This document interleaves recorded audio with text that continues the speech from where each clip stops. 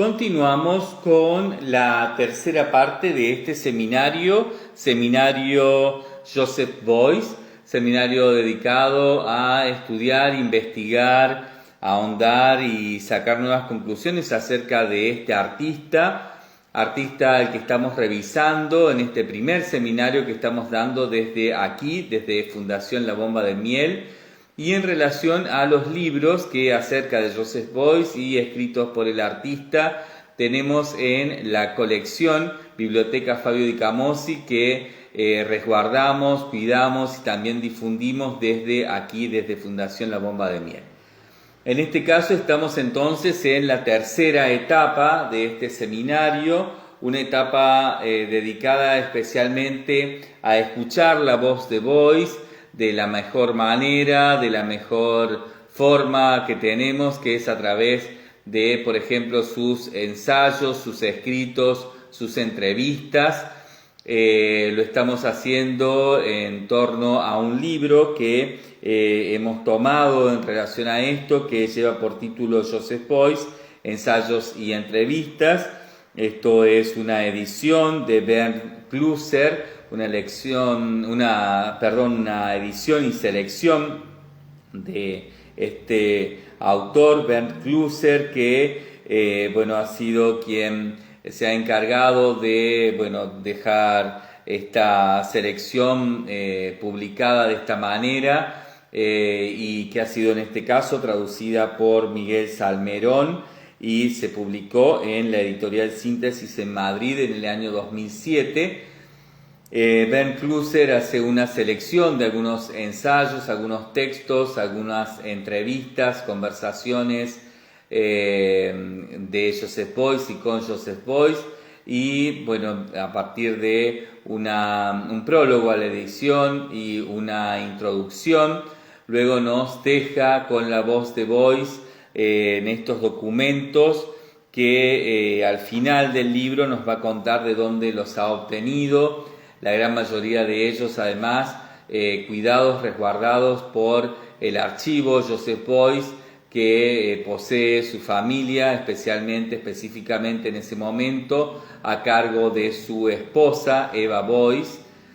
Vamos entonces a estar leyendo este material, lo estamos leyendo ya dentro de esta tercera parte de este seminario, dentro de esta tercera parte que se refiere entonces a escuchar la voz de Beuys, una tercera parte que estamos tratando de leer sin muchas interrupciones, sin ampliar demasiado, en torno a que podamos, a partir de escuchar esta voz de Beuys en su propia voz, en primera persona, poder cotejar un poco lo que pasó en la primera y segunda parte de este seminario, donde estuvimos analizando a Joseph Beuys a partir de la biografía escrita por Heiner Stackelhaus, aparecida un año después de la muerte de Beuys, y también el libro Joseph Beuys, escrito por el autor Bernard Lamarche Badel y un equipo de colaboradores.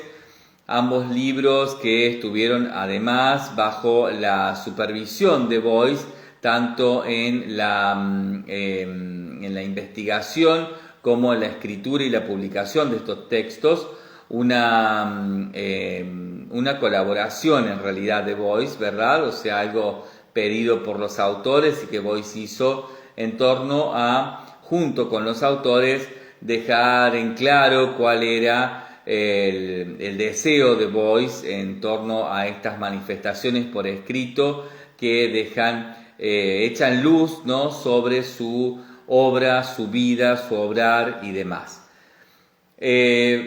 Todo esto, por supuesto, cada autor tiene su tendencia, cada autor tiene sus intereses, cada autor maneja una base, unos fundamentos, y también cada autor tiene una disciplinariedad desde donde investiga, desde donde escribe, desde donde publica, desde donde difunde.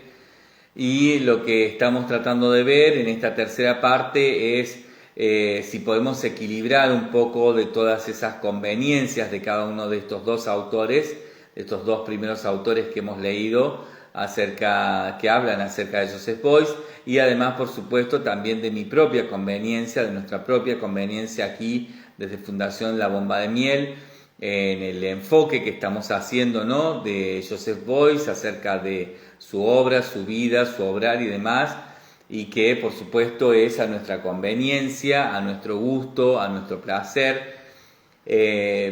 Escuchar la voz de Beuys lo que nos ayuda es a tomar un poco más claro, ¿no?, una dimensión un poco más clara sobre algunos aspectos que cada autor maneja de la manera que más le conviene, que más le interesa, que más le es propia a lo que está buscando con sus escritos, o en este caso nosotros aquí con este seminario.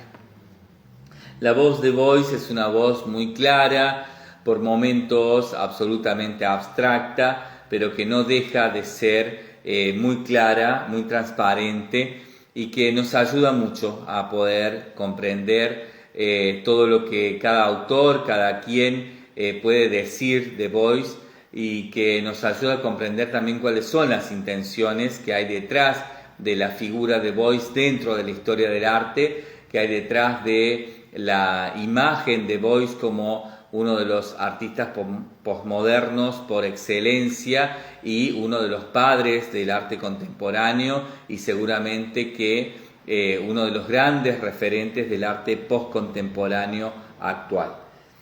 Vamos entonces a continuar, estamos ya en la tercera de estos textos, ¿no?, en la tercera incursión de ensayos y entrevistas acerca y escritas por Joseph Beuys.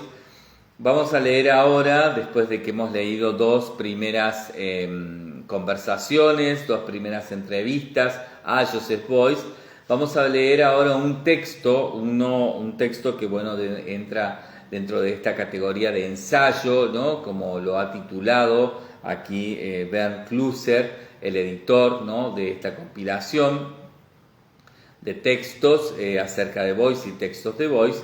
Este tercer texto entonces que aparece aquí lleva por título Manifiesto de Fundación de una Universidad Libre Internacional de Creatividad e Investigación Interdisciplinaria. Es un texto fechado el 20 de febrero de 1973 y que aclara, entre paréntesis, se trata de una nota para la prensa. Está firmado por Joseph Beuys, Heinrich Böll y algunos más que no se aclara y que se deja entender, ¿no?, con unos puntos suspensivos después de Heinrich Böll. Vamos a leer entonces este texto, que evidentemente es un texto de Beuys, un texto que hace a este tipo de manifiestos o a este tipo de escritos que Beuys y sus colaboradores sacaban a la luz en torno a las organizaciones que iban formando, que iban creando. En este caso, primera manifestación en torno a lo que después fue la Universidad Libre Internacional, en este momento, todavía Universidad Libre Internacional de Creatividad e Investigación Interdisciplinaria. Vamos a ver entonces qué nos dice, qué nos cuenta Joseph Beuys, Heinrich Böll y algunos colaboradores más. Dice entonces el texto. Comienza diciendo: la creatividad no está limitada a aquellos que practican una de las artes tradicionales, e incluso para estos no está limitada a su arte. En todos hay una creatividad sofocada por la agresividad de la competencia y de la búsqueda del éxito. Descubrir, investigar y desarrollar este potencial debe ser tarea de esta universidad. La creación, por ejemplo, la de un cuadro, una estatua, una sinfonía o una novela, no solo presupone cosas tan reconocidas como talento, intuición, imaginación y esfuerzo, también puede ampliarse a la capacidad de organizar material de otros campos socialmente relevantes. De un modo contrario, puede darse el caso de que, al investigarse la capacidad de organizar material, que es algo que se presupone debe tener un obrero, un ama de casa, un trabajador agrícola, un médico, un filósofo, un juez o un director comercial, no agote en su actividad una creatividad expresiva y aplicada. Una visión aislada y especializada enfrenta las artes y otros ámbitos de actividad entre sí. Los problemas de estructura, de temática y de forma de las diversas disciplinas han de ser comparados entre sí. La universidad no desprecia al especialista, no se entiende a sí misma como una institución antitécnica, tan solo presupone que no solo los especialistas entienden de su especialidad, no solo los técnicos entienden sobre su técnica, etc.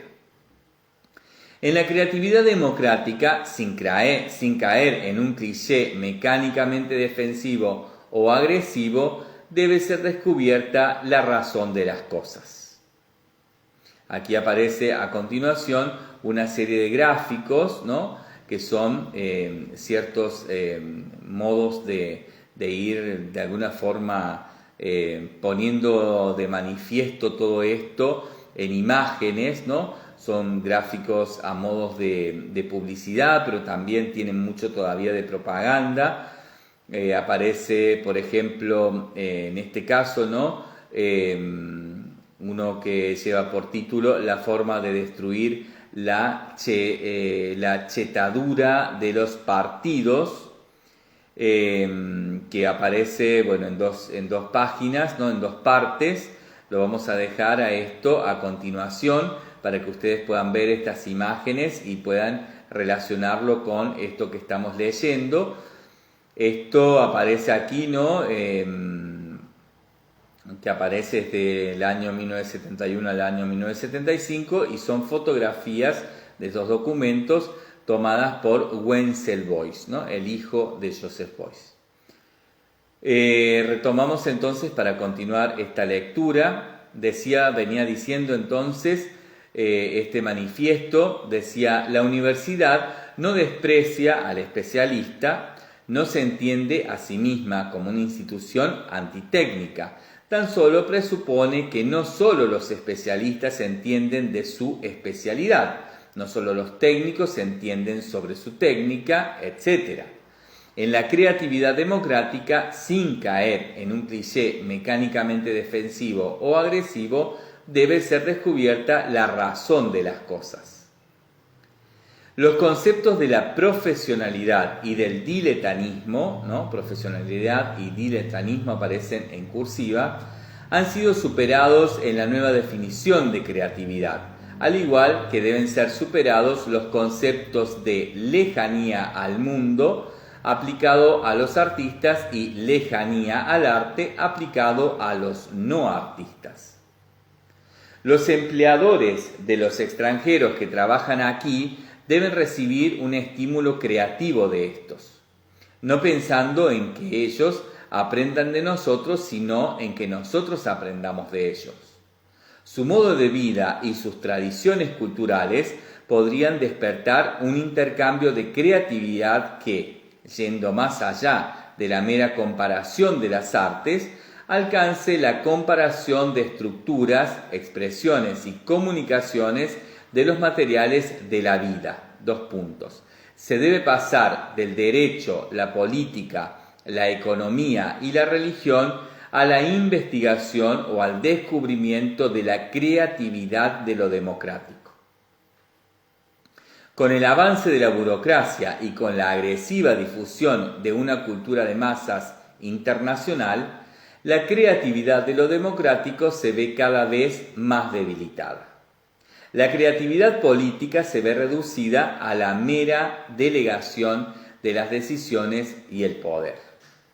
La dictadura internacional de la cultura y la economía, que es difundida como un campo de batalla por unos carteles cada vez más grandes, conduce a pérdidas de articulación, formación y comunicación.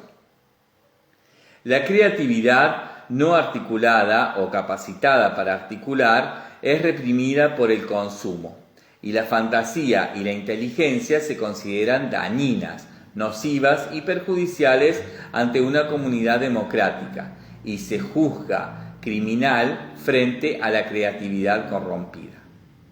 Sin embargo, la criminalidad es algo que procede del aburrimiento, de la creatividad incapaz de articular. La creatividad reducida al consumo y políticamente al voto ocasional puede ser considerada creatividad democrática descartada y rechazada.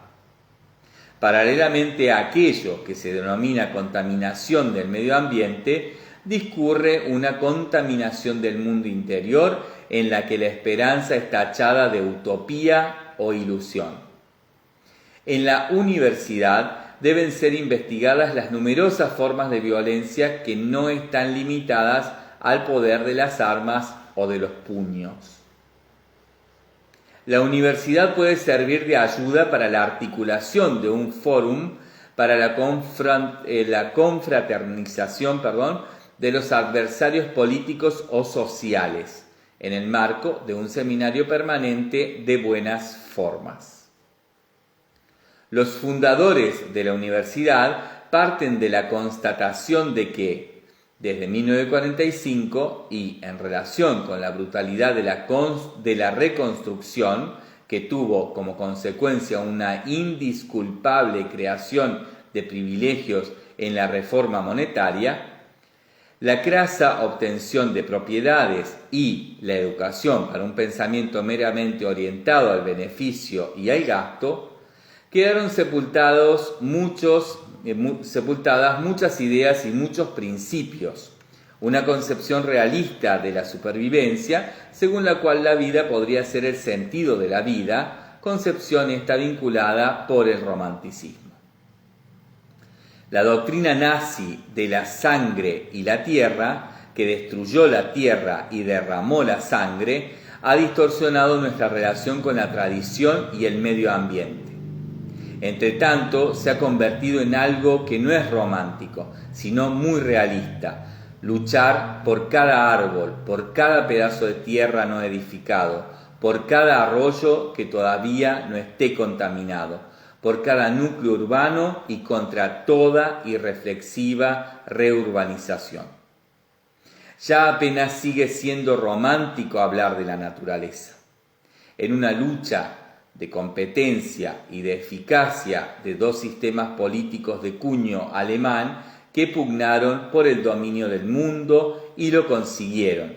Los valores de la vida se han visto por ellos absolutamente perjudicados. Como la universidad está interesada en los valores de la vida, ha de ser desarrollada en aquella la conciencia de la solidaridad. La interacción es la condición previa para el trabajo en esta universidad, en la que los docentes y los discentes no se diferencian entre sí institucionalmente. La universidad quiere hacer su actividad abierta y accesible y ponerse bajo el control de la opinión pública. Su carácter público e internacional será constantemente ampliado mediante exposiciones y acciones en el sentido del concepto de creatividad. Para estimular al no artista al descubrimiento y a la investigación de su creatividad, los artistas podrán intentar, de un modo no profesoral al principio, transmitir y explicar los conceptos de su creatividad y de su coordinación. Además, habría que descubrir por qué las leyes y el orden en el arte están en una necesaria y creativa contradicción con la ley y el orden dominantes, law and order. Lo pone entre paréntesis y en cursiva.